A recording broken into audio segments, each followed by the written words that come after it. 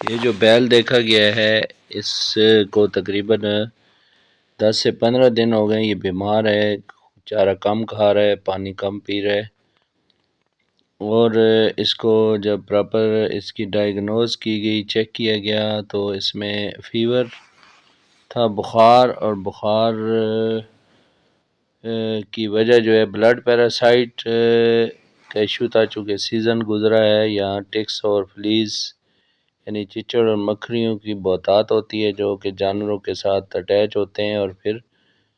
ان میں blood parasite کی disease ہوتی ہے۔ تو اس میں ایک تو ساتھ میں جانڈس تھا، خون کی کمی، چونکہ بلڈ پیراسائٹ جو ہے وہ خون کی کمی کا باعث بنتے ہیں، تو اس کی جو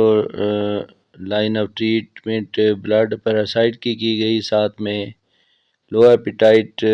کی ٹریٹمنٹ، اور جانڈس یعنی لیور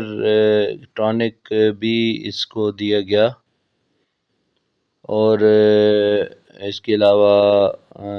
لو ایپیٹائٹ کے لیے بھی اس کی ٹریٹمنٹ کی گئی،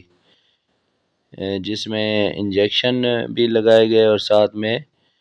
گیسٹوبل پلس سیرپ جو ہے وہ بھی استعمال کروایا گیا۔ ساتھ میں ان کو ڈائٹ بتائی، چونکہ یہ صرف گندم کا دلیا، آٹا وغیرہ دے رہے تھے اور دودھ پلا رہے تھے، تو ان کو پراپر ان کی مینجمنٹ کی گئی۔ تو مینجمنٹ میں ڈائٹ پلان ان کو بتایا گیا کہ کون سا ڈائٹ پلان دینا ہے، کیا خوراک دینی ہے،